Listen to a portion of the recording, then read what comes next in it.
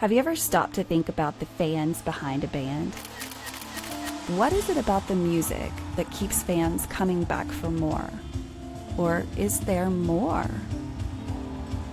My name is Renae Lipsmeyer, and I am the host of this podcast, The Space Between Podcast, the podcast where we talk about the fans of the Dave Matthews Band.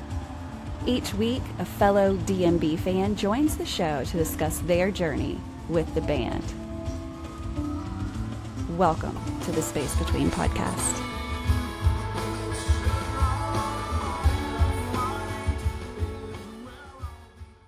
Hey guys, welcome to another episode of the Space Between Podcast, the podcast where we talk about the fans of one band. If you've never listened to this podcast before, we strictly talk about the fans of the Dave Matthews Band. So if you're not familiar with Dave Matthews Band, they started in 1991 in a small town, Charlottesville, Virginia. They have yet to stop recording music, writing music, performing music. They're still doing it, traveling the globe.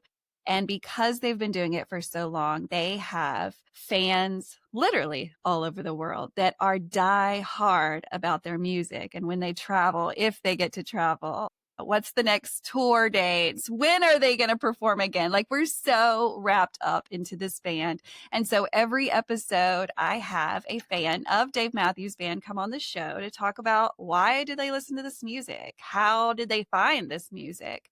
And what it's looked like in their life. So just like every episode, I have a guest on today. So tell us who you are, where you are, and tell us something about you. Hello. My name is Gina Taylor. I am in Lancaster, South Carolina. Charlotte is my home venue. I'm about a solid hour from Charlotte. My home venues are Charlotte, Raleigh, and Atlanta. I've been going to those three venues since 1995. My goodness. I'm retired. I just do advocacy work for fentanyl awareness and the dangers of drugs and fentanyl. Yes, yes. And I'm just a Facebook page calls me a Dave Matthews Band enthusiast. Well, I think that that's I'm a true. grandmother. Do you agree with that? I absolutely agree with that. They actually did a write-up in the Lancaster News about me because I have been to so many shows. So when you read that in the paper, were you happy with everything that they said? Well, it kind of made me sound like a what's the old term that they used to use? A groupie? The people that chase groupie. Yeah, it made me sound like a total groupie, but everything. Yeah, I was happy. I mean, my daddy has always thought I was just insane until he started going with me to Dave Matthews shows. And then he realized that there's a whole lot of people just like me. Yes, right. A lot. And then my daddy's a professional saxophone player. Wow. And so when the first time he ever saw Jeff Coffin was in Vegas. And when Jeff pulled out the two saxophones at one time, oh my goodness, my daddy just like, I'm not worthy. Exactly. He was absolutely hooked. And he was like, I will never say another word. I get it. I get it. So he's actually been with me to Mexico. No way. I mean, I'm sure he enjoyed that, right? How could you not? Absolutely. Absolutely. I have a good group now that goes with me to away shows, but for a long time, I really didn't.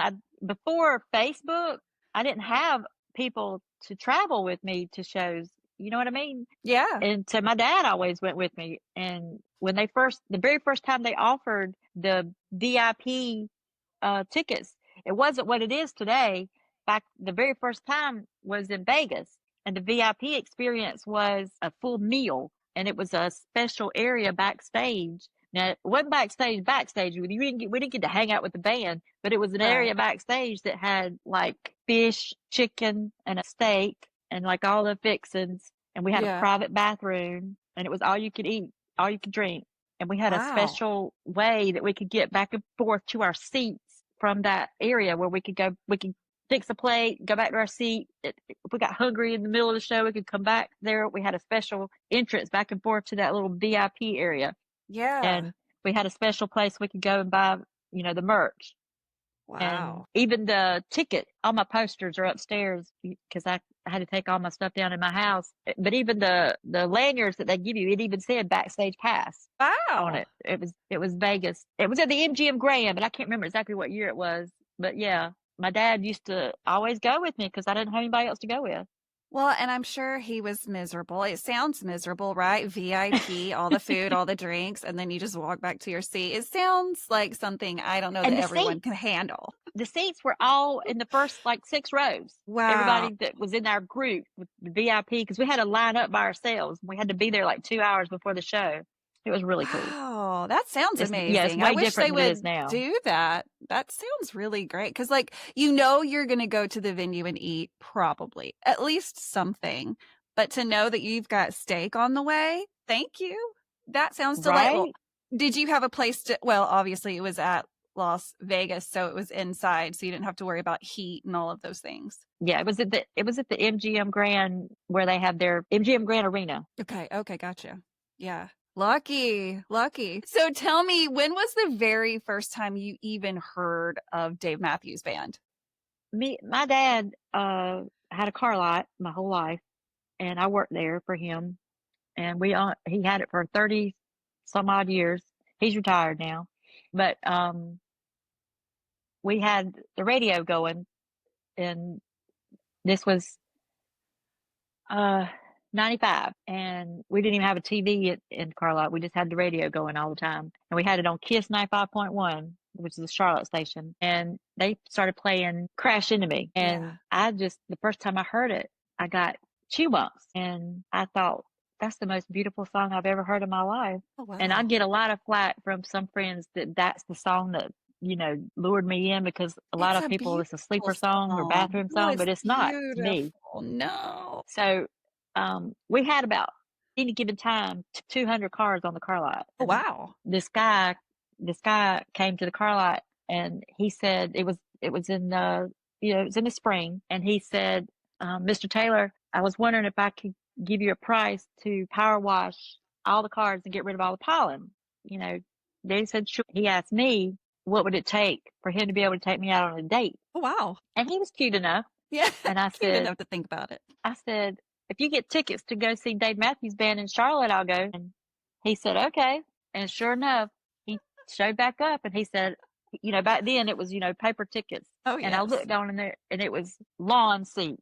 He got lawn seats. I was really hoping for, I thought he would go all out. Well, he was thinking romantic. So he showed up and had a blanket. Okay. And he thought he was being all romantic.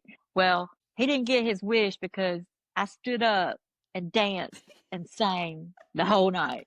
So he didn't get his romantic wish, but it did change my life. So how long of time was there from that time you first heard Crash and really loved it to the time you went to a concert? How much time was in between that? Oh, it was really quick. Yeah, it was really quick. But it was that show that just hearing them live, and that was when I heard all the other songs. Right. And I just was mesmerized. Yes. And that is when it changed my life. I became enthralled and just mesmerized, and I wanted to listen to them all the time. I wanted to have every album they had. And right. What was it about their music? Well, I loved all the different instruments. Mm-hmm. I played the saxophone when I was in middle school, just because my daddy plays the saxophone. I was horrible at it. My sister's a blues singer. I can't sing a lick. Like, I got none of their talent. My whole family's musical. My grandfather had a band. My daddy was in a band called the Ardells, and they were really famous back in the 60s. And they were like above the Beatles on the chart. What? Like, I got zero talent, none of it. Aw. And my sister, she's performed all over the world. She's performed in Egypt. She's performed all over. Matter of fact, she was touring Europe when Dave was touring in Europe, and wouldn't let me go with her. Damn. I could have seen, cared about her shows. I just wanted to go to see Dave's shows. She didn't let you go. I feel like it was. I really do. It was definitely.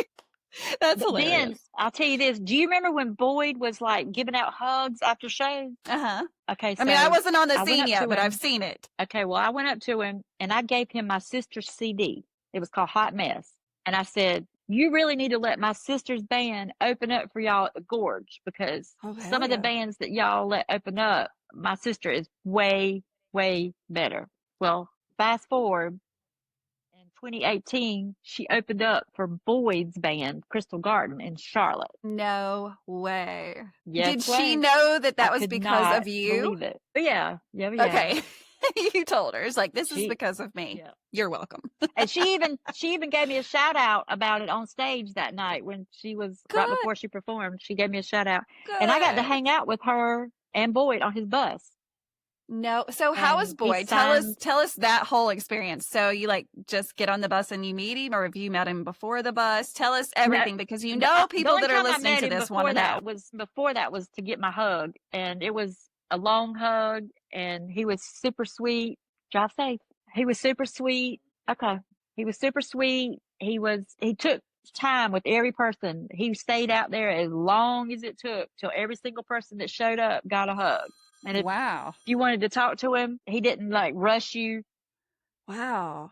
to get on to the next person. If you had something you wanted to say to him, like how much of the music means to you or whatever, he would listen and not rush you away. But anyway, so my sister is big into crystals. Like the band was called Yeah. Crystal Garden because they're into Yeah. crystals. My sister's big into crystals, and she had brought some special crystals that she wanted to gift him. And so she was showing him the crystals that she had gifted him, and he was just absolutely blown away that she had brought him crystals. He just could not believe it.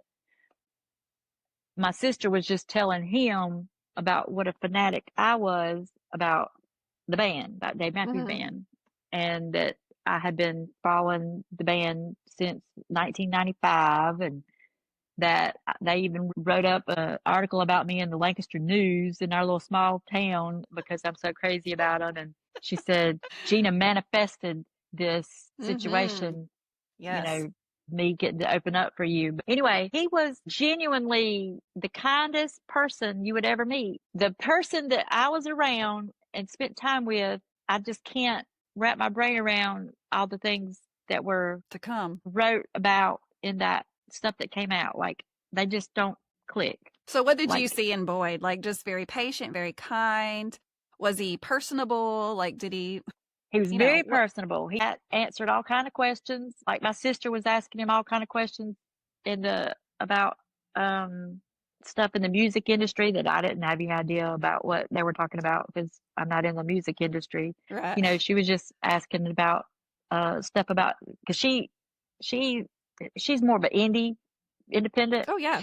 Yeah. Because the blues is just not as big in the United States as it is like in Europe and stuff like that. So like she has her own label, and she Wow. puts the money together to make her own albums. She doesn't Yeah. have a record label. Right. And Wow. so it's difficult for indie artists in It in the is. United States. And so I mean, he was just offering her advice and tips and help that he didn't have to do, Right. and he was just super sweet. And I Yeah. brought a sweatshirt, a hat, tickets, and he took the time to sit and sign everything I brought. Pam was like, I cannot believe you brought all that stuff in to sign. You're just Well, why taking not? advantage. I was like, I Look, know, right? seems like an opportunity to me. I still wear it proudly. I still love it. Hell You know yeah. what I mean? But anyway, I just can't rectify that's the same person as those stories that came out. Like, not the person I went. And my sister is a big auras person. Yeah. And she Yes. said that the aura she got from him does not match everything that was written about him. Like Wow. that she just didn't get that vibe from him at all. And I didn't either, which I don't know anything about auras, but from him at all. Right. I didn't get anything malicious, anything underhanded. I just didn't. So after your first show with your friend from the car lot, speaking of, we have to know, did that ever like turn into a relationship? No, it didn't. I was way more interested in the band than him. But the funny you should ask, all these years Me too, later, girl. all these years later, he called me out of the blue last year right before Christmas. He had moved out of town. He had moved to Myrtle Beach, South Carolina, and had just moved back to town to take care of his father. Wow. And he called me out of the blue and said, I just moved back to town, and one of my best friends he was doing some work for her husband, and she said he remembered that she was my best friend, and he said, "Is Gina still single?" And she said, she ain't never getting married. Were you crazy? And he asked if my phone number was the same, and she said, yeah. And he called me out of the blue and Holy moly. asked me out on a date, and I told him that I told him that I'm still mourning my son, and I'm just not in a place to date right yet, but that if I should change the way I feel about that, then I would absolutely call him first. Oh, yeah, he took you to a Dave So show, and he got those tickets fast, he too. did. He Maybe did, and just that's a ran good down to sign. the... Go ahead. I took it as a sign that if I should change my mind about deciding to date, that I will call him. Yeah, he popped up after all these years. Because So, who knows, first if I show... hadn't went to that show, Right. I never heard the rest of the music and wouldn't got, crazy. Right. So what happened after that first show? Were you just like, okay, I've got to go to another one? Or was it more about just digging into the music? Because you got in really early. So there wasn't just a lot of history on then. If you found them in 95, you're kind of getting in towards the beginning. There wasn't Facebook. There wasn't any computer thing. Right. Like I didn't know about I didn't even know about the fan club until 2000. I didn't join the fan club until 2000. Mm-hmm. So like I just would every time the tickets would go on sale that I would hear they were coming to Charlotte, and mostly I just knew that from the radio. Sure. And every time I knew the tickets were going on sale, then, I'd buy tickets. And every year I would go to Charlotte, Raleigh, and Atlanta. And those were my 3 shows I went to every year. And I had a lot of fun when they came to Piedmont Park in Atlanta. That was a really good show. Made an album. But I listened to that album often. Yeah. I was at that good. show. So good. But I want to tell you this. I have to give my sister credit for this. She's got, I don't know what you call it, but it's a thing that rocks back and forth like this, and you ask it questions. Oh, yeah. And I've seen those just recently. Yes. So my sister does that. And she said, ask it any question. And I said, will I ever meet Dave Matthews? And it said yes. Now, what year was this? And this was... Trying to get my timeline straight. Gosh. Or around, like early 2000? No, it wasn't that early. I want to say it's been 10 years since I met him. Okay. So, that book, The Secret, where you put things out into the universe? Okay. Well, The whole story behind this secret is anything you want, you put it out into the universe that you want it, and the universe has a way of bringing it to you. Well, my sister sort of like lives on this philosophy, and oh yeah, and I believe in it. I would be like looking at pictures of friends that met Dave, and I'd be like, God, I ain't never gonna get to meet him. And my sister come in the house and she goes, you know what? You're not. You're never gonna meet him. That's You right. know why? Because you're negative thinking. Because you just said, put it out to the universe that you're never going to meet him. And that means you're never going to meet him. And I'm like, what are you talking about? She said, if you say that out loud, you're putting it out to the universe that you're never going to meet him. You got to put it out to the universe that you're going to meet him. You got to believe it. You got to put it in your head. You got to not just wish for it, want it, but believe it's going to happen, Gina. Yes. And when she told me that, first of all, I thought she was crazy, but I thought, why not try it? In your first time hearing all of that, it does sound a little woo-woo. However, right? You went ahead and you did it, didn't you? Woo-woo. Now, I love it because I believe in that. I put a lot of things out into the universe and it happened. Within 6 months, I was with some friends in Philadelphia, and I was at a hotel, staying at a hotel, and I said, I think that's Dave's bodyguard over there. Oh my God. And sure enough, so I walked up to him, and that's the last thing I remember. Because honest to God, I don't remember anything I said to him. I just know I cried like a raccoon. I was told by my friends that he hugged me 3 times to try to calm me down. 3 times. It was good. It was good, I'm sure. It was really good. They said that I could not even catch my breath. I was ugly crying. Yes, That's, girl. Even the can you, pictures. I got raccoon eyes. I oh, got raccoon eyes in my pictures with him. God bless. So You were, no idea what I said to him. To this day, if my life depended on it, I could not tell you anything he right. said to me or I said to him. I just have no recollection. I just completely, I guess I was so humiliated. Sure. I get Blocked that. it out. I don't know. I get that. I do. Anyway, 2017, my best friend is a real estate agent and she sold a house to a lady, and this lady happened to be the VIP affairs at a particular hotel. And she and I were having lunch one day. The same lady called her and said, Chrissy, who's that band that you're so crazy about? Is it Dave Matthews? And she said, yeah. And she said, I'm checking them in today. We said, what? Can I get a job And real this quick? was on a Wednesday. This was on a Wednesday, and the show wasn't until Friday. And we thought, what? That's early. Yeah. We couldn't believe it. They were checking in so early. So we stopped what we were doing and we drove straight there to the hotel. And we saw Jeff walk out. We didn't bother him. We just saw him walk out, and he walked down the street to the Starbucks and got some coffee and came back. And we just waited. And I went ahead and because of my sister, I went ahead and made an appointment the next day with my tattoo artist because I believed with all my heart that I was going to meet him and that he was going to sign my arm. And I already knew what I was going to ask him. Woo. And went ahead and made the appointment. I even brought saran wrap so I could wrap my arm in it to hold it and keep it. You were for sure. And my you Sharpie. Were for sure this was going to happen. You had put it out into the universe my sister said and that's the way to make it happen. What? Here we go. This is what's going to happen. So tell me what happened. So we sat in the bar of the hotel and drank. And we ended up seeing all the members of the band except for Stefan. We never did see Stefan. They came and went. And we got some pictures with them. We had some drinks with some of them. And Dave. You sat down with some of the members of the band and had a drink? Uh-huh. Yeah. What? Yeah. Dang, so, what? But I'm still like, where is Dave? Well, I wasn't all the nerves because I've been drinking. So we got there at like 2:00.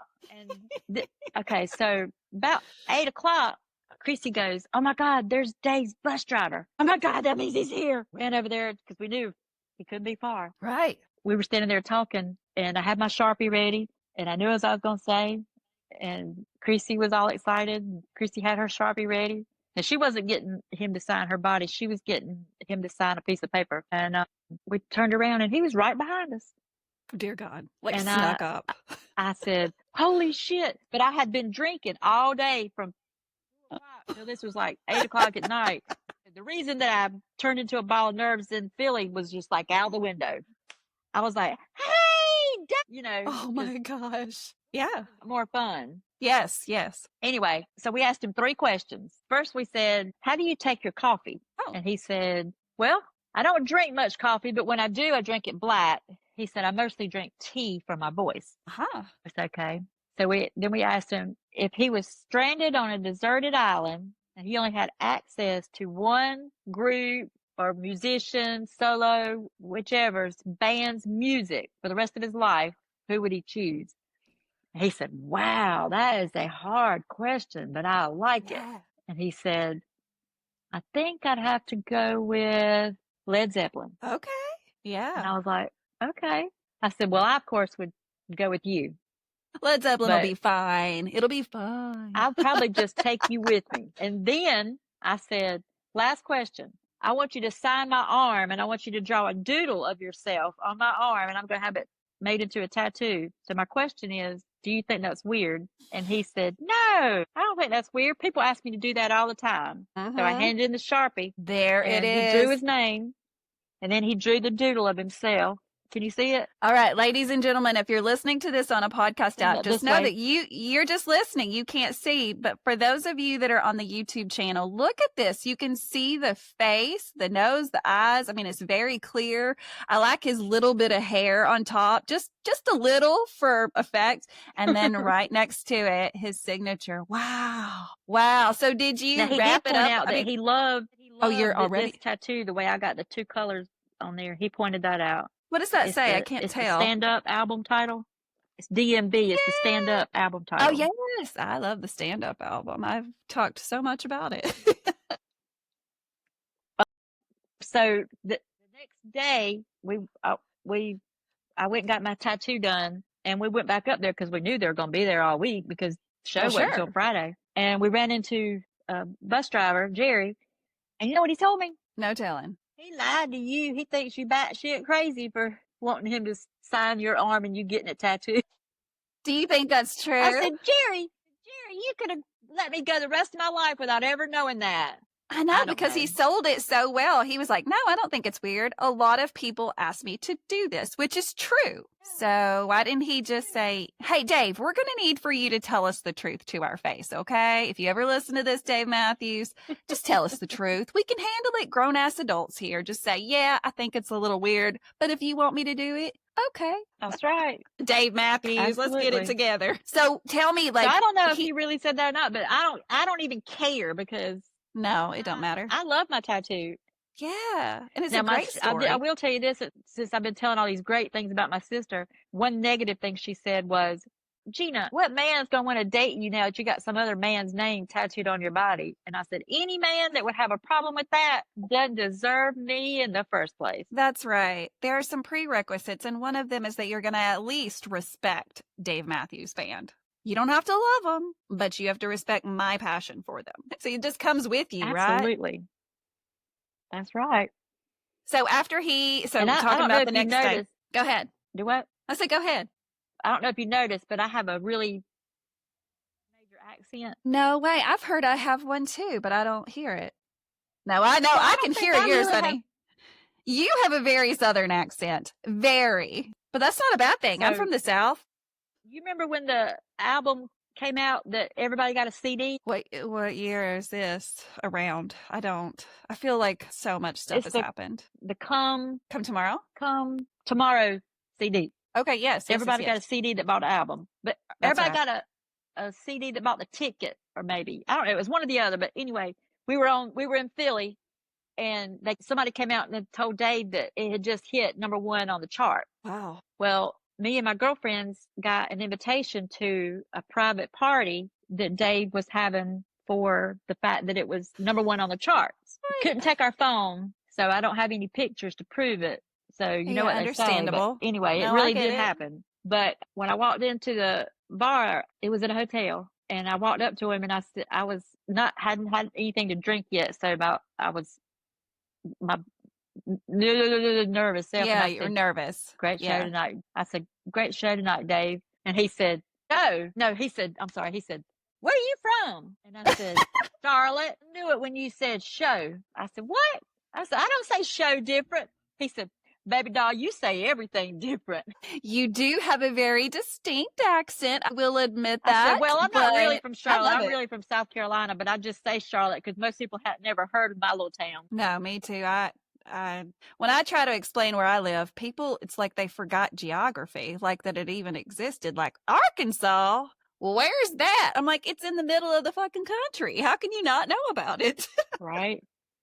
Well, nobody knows. My little town is an hour south of Charlotte, and it is in South Carolina. I'm a Gamecock, but nobody's ever heard of Lancaster, South Carolina. I just say I just say Charlotte. But Charlotte is such a metropolis city. People don't think about little Southern accent. So I guess I should have said South Carolina. But anyway, he said, you say everything different, which I've been told. That's a compliment. Believe me. I won't never forget the first time I went to the Gorge. I met a bunch of people at a restaurant right there on the waterfront. A bunch of Dave fans. Yes. And it was people that I'd known online for years, but it was the first time I was meeting them in person. And I stood up to introduce myself, and everybody at the table, their mouths just dropped like, oh my God. And I was like, what is it? And they said, we just did not expect that voice to come out of you. Like, God. As if you're an alien or something, like, well, have you ever heard a person from South Carolina talk? South Carolina, Georgia, Alabama, Mississippi. Strong, distinct Southern accents, Okay, so tell me. So how in the world did you said you went to the Gorge and you've been to a couple of other places. When in your mind or where in your fanship did you decide, you know what, I'm going to go somewhere other than these 3 places that I always go to? I'm going to go see him somewhere else. Well, I didn't start traveling to see him outside of Raleigh and Atlanta until my son graduated high school. I'm a single mother, and my son was always the most important thing in my life. And I didn't want to, take away from time with my son. I get it. So I waited until he graduated high school. So I didn't start traveling until 2012. Gotcha. It really wasn't until in 2013 was the first year I went to the Gorge, and I went right by myself. Wow. I went, the Gorge tour bus where you fly out to Yes, I've heard Seattle. about it.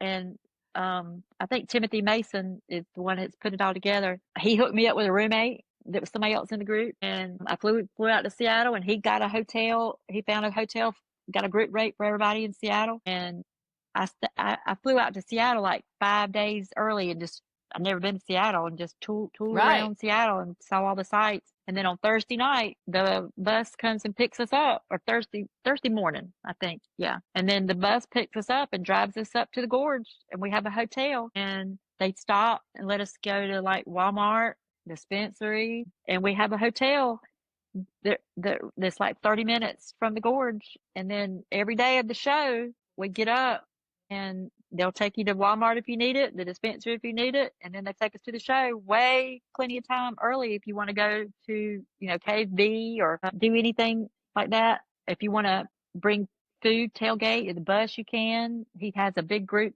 picture. He actually stops at the Gorge sign, the exit sign, lets everybody get out and take a picture. You can do pictures by yourself. He does a big group picture. I mean, he puts together an amazing trip.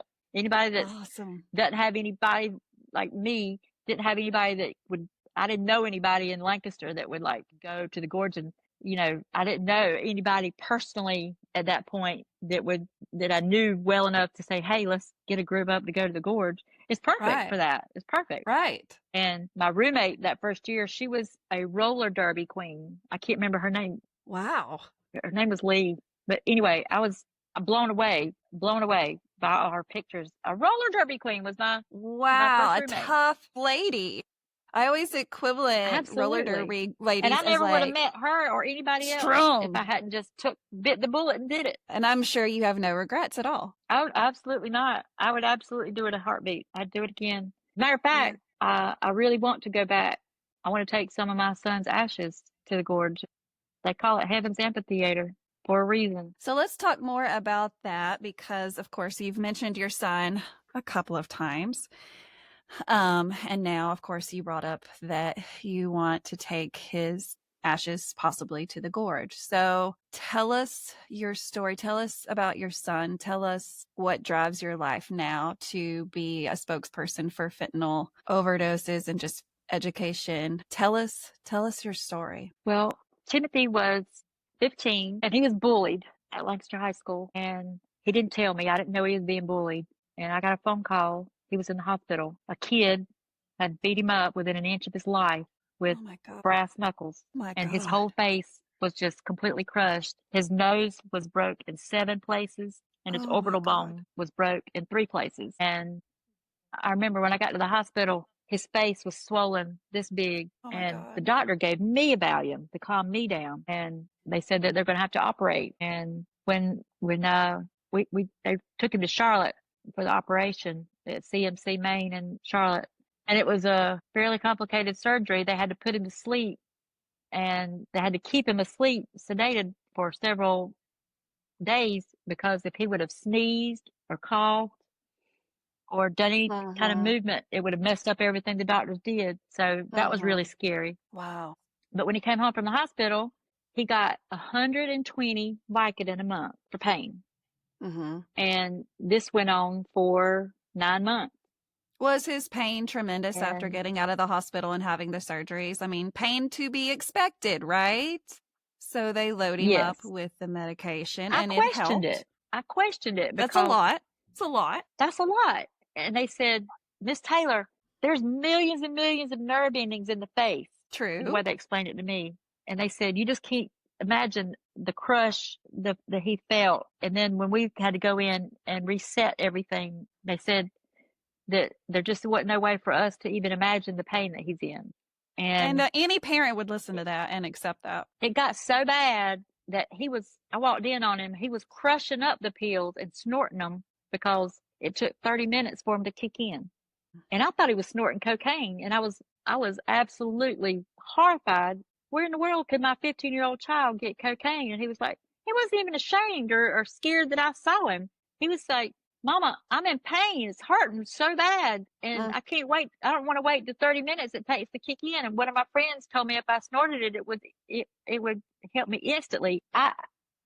This was how I got welcomed into the world of opioids. I had no idea. And I called the doctor, and the doctor said, no, don't tell him not to do that. Don't do that. Well, once he's already done it, how are you going to tell him not to do that? Or how are you going to stop him from doing that? Because it does act completely different when it is snorted than when it is swallowed. And so, yeah, there's just a different high, and it's fast. And then the other thing was his anxiety, because when he was being beaten, all the kids formed a circle around him and watched the beating. My God. So his anxiety and depression was absolutely through the roof.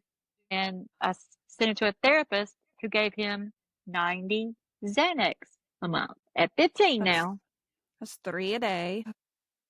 So 120 Vicodin a month and 90 Xanax a month at 15. And did I question it? Yes. But they were the doctors, not me. Yes, exactly.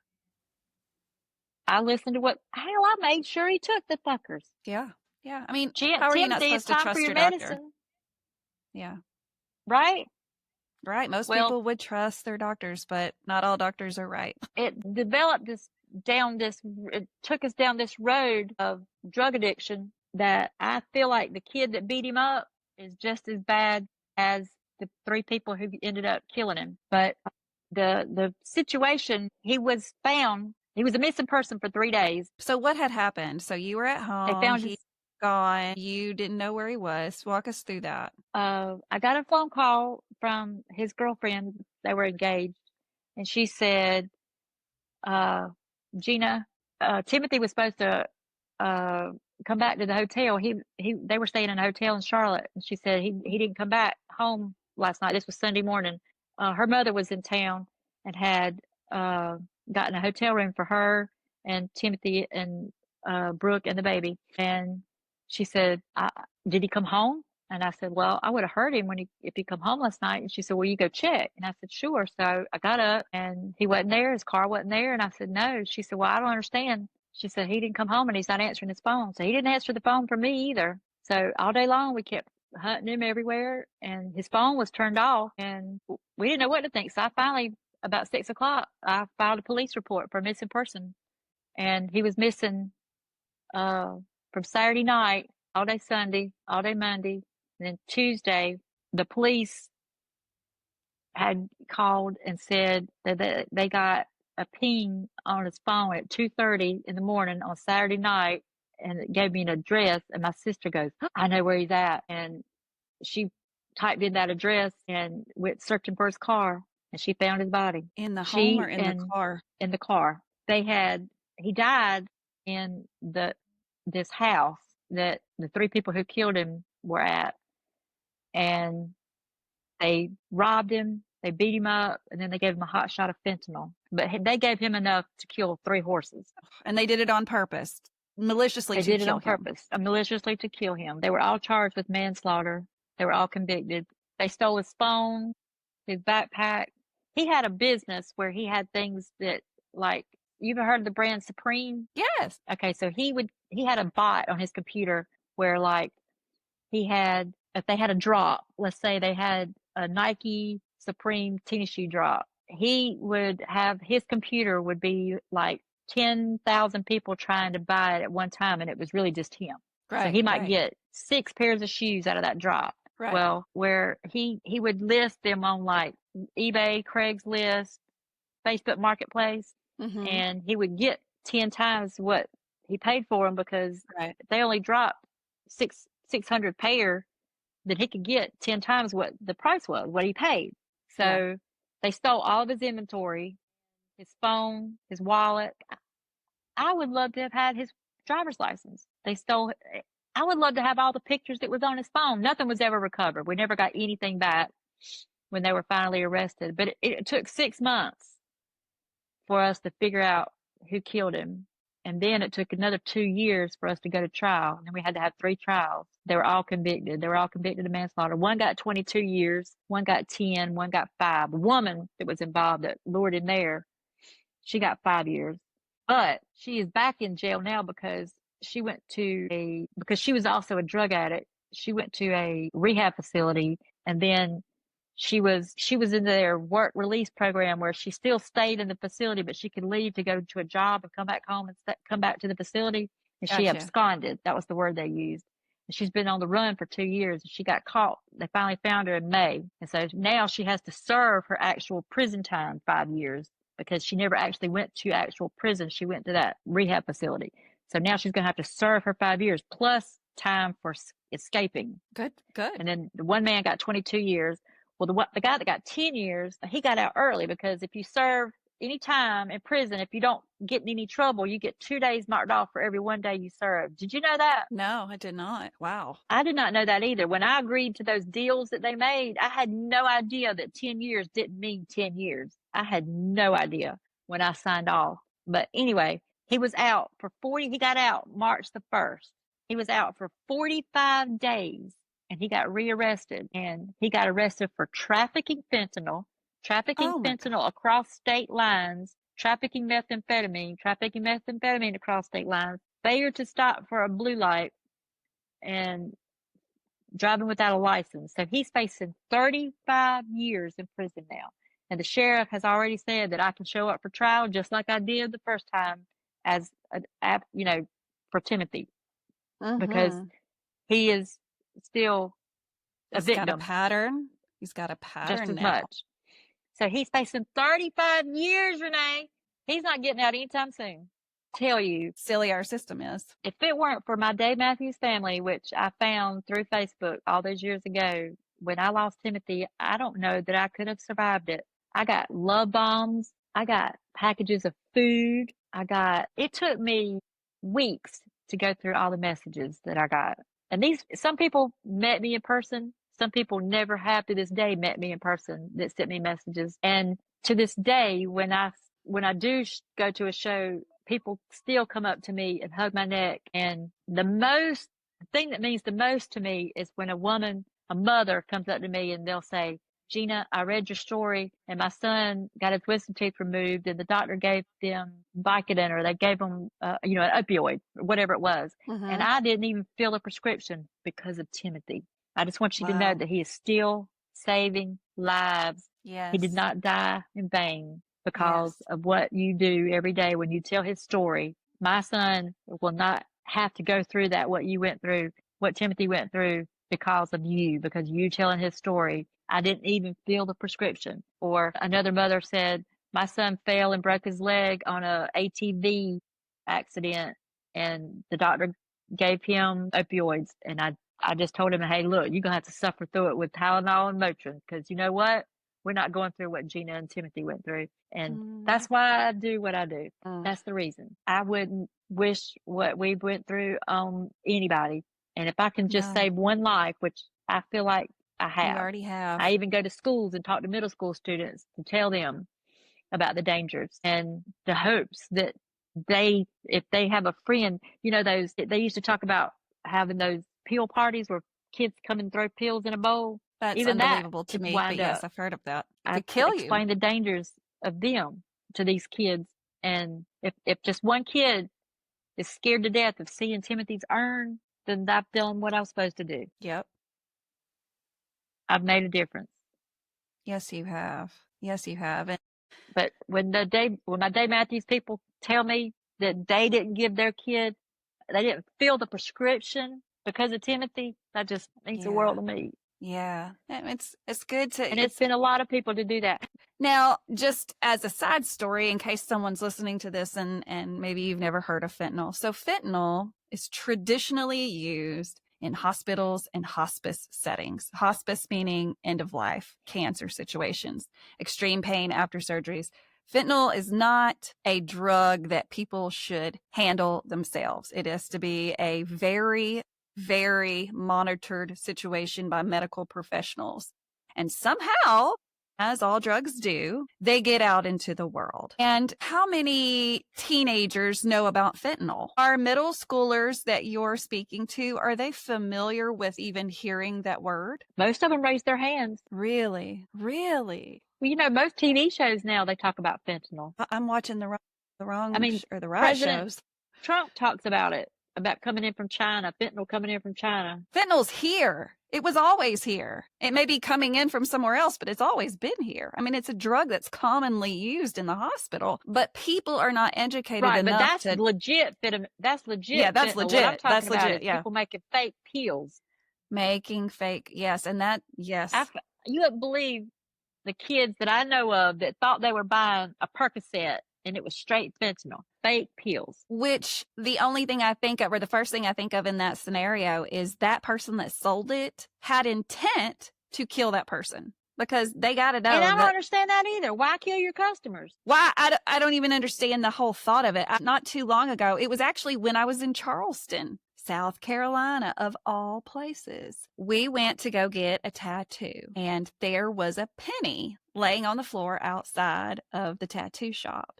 And my friend, as we are, we both like money. I don't care if it's a penny or a quarter. It's more than I had 5 seconds ago. I'll pick it up. But she went down to pick it up, and it just looked weird. And I said, hold on just a second. Let me look at this. And I said, you're going to think I'm crazy, but I just recently heard that people put fentanyl under coins or things that you would pick up off the floor to, get it in your system. And that kind of shit is happening all over the place, which is unbelievable that so many people just want to just straight kill people. I don't know you. I don't even know who's going to pick up that coin. But you know what? Somebody's going to die today. What is happening in your brain for you to want to do that? That blows my mind. It blows my mind. The thought processes of so many people. And I know that that's what was the case with Timothy and the people that he met up with. I mean, the intent was murder. That's what it was, plain and clear. And they even stole the shoes off his feet, Renae. Wow. And even today, when I see a pair of Yeezy tennis shoes, I tear up, like I lose it. Wow. It's just a little, you never know. Grief is like waves in the ocean. You don't never know what is going to hit you and how it's going to affect you. But I can't even look at a pair of Yeezy tennis shoes without losing it. Just knowing that they took the shoes off his feet. That's how low life scum they were. Wow. Oh, that's just awful. It's good to know that you had people that rallied around you that didn't even know you, right? And that speaks so much for the caliber of people that love Dave Matthews Band. Is everyone like that that's a fan of Dave Matthews Band? No, of course not. But the majority of people that show up at these shows and listen to Dave on the regular and really just love this band and what their mission is, what they do, with just really solid people that are wanting to help other people because they know that people need people, right? We all need each other. It's not a you against me. It's I need you and you need me. And we can all offer up different talents to the table that can help others' lives get easier. And it's just those things like that where it bleeds outside of the music, like, yes, we found each other because we both are fans of Dave Matthews Band. But what ended up happening was so much more. And it's time and time again that I hear these stories from fans that these relationships that are built because of the music end up being such bigger things in our lives than we could have ever imagined and impactful in so many ways. And I'm just so glad that as a mom, I think about your scenario and the amount of resources that you needed, and you may not have thought... You don't know any of these things until you need them. So it's just, what do you do? And I'm just so glad people showed up to help you and continue to show up because, like you said earlier, grief is not something that just happens for a period of time and then you're done. It can be part of your life for the rest of your life. And it always probably will be on some level, because you've lost a piece of yourself. And grief is tricky. Grief is really tricky. We've talked about grief a lot on this show, and even someone that has been on the shows that lost his wife, he started a grief podcast. And so Dave Matthews Band fans are doing big things because of the things that they've been through personally. But because of knowing different people through Dave Matthews Band, you have an audience already. You have people that you can tell, people that you can rely on. And you've done that yourself. You've started volunteering your words and some education to these middle school kids in order to prevent this from happening to someone else. And I think that that's so lovely. I hate that you are having to do that because of something just so awful. But I'm so thankful that you have found it to be something that you can do, and that you find joy in doing it because you do know that you're helping other people. So thank you so much for everything that you continue to do after something so tragic. And us parents that are listening to this right now, you know, if we think and put ourselves in the same shoes that you have, we don't even know how we would breathe. You know, what you're doing is amazing. So thank you so much for everything that you're doing, and everything that I know that you're going to continue to do just to make people more aware. Guys, if you are listening to this on a podcast app, just know that you can watch this whole interview and see Gina's tattoo, which is beautiful, by the way. A hand, like a portrait of Dave, I guess, if you will, in his own little art scheme, along with his signature that she had tattooed, just for asking 3 little questions to Dave. And so the stories of these fans are amazing. Every single time I jump on to record these podcasts, I leave my desk just so thankful, just so appreciative, just so honored, just so many feelings just from being able to share this kind of information. This music has been such medicine for us, and the people that have come along with the music is like the cherry on top, right? And so again, thank you so much for what you're doing, guys. You know, like I said, if you're listening to this on a podcast app, just know that you can watch this on YouTube. And while you're there, go ahead and subscribe to the channels. If you're on a podcast app, subscribe, follow the podcast, leave your reviews. Tell me what you're thinking. Do we need to head a different way? I don't think so. I love what I'm doing, and I think people are responding well to it. But just follow the show, because you never know what's going to be dropped next, and you never know who's going to be on the show. I've met several people just in passing that was like, hey, I watched your show, and I'll give you a for real instance. I was, again, in South Carolina. South Carolina was a big year for me this year. Going down the streets, of course, we had gotten this beautiful shirt, the South Carolina venue. It was just great. It was awesome. Everybody loved it. And so I'm walking down the street, and this guy stopped me. Yeah, the steamboat or whatever. It's such a good shirt, and everybody wanted it, but they sold out so fast. I was wearing it walking down the streets, and a guy stopped me and asked, he was like, I'll pay you $200 for your shirt. And I was like, no, that's okay.